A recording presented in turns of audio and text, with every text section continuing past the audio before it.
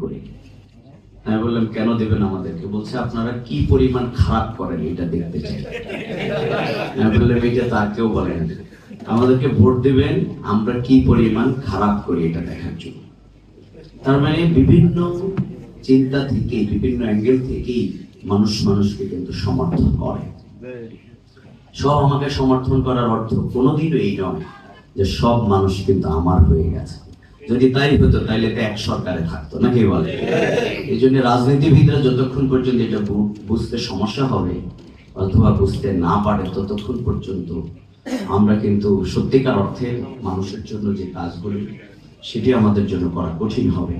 আমরা ব্যবসায়ীদের জন্য কমিটমেন্ট আমরা দিতে চাই, আমরা লক্ষ্মীপুরে চাঁদাবাজি কেউ না বলে দিতে চাই এবং গোপনে কেউ চাঁদা কাউকে দিবেন না, নাকি বলেন? এটা আমরা মনে করি এটা আমাদের একটা অভিশাপ।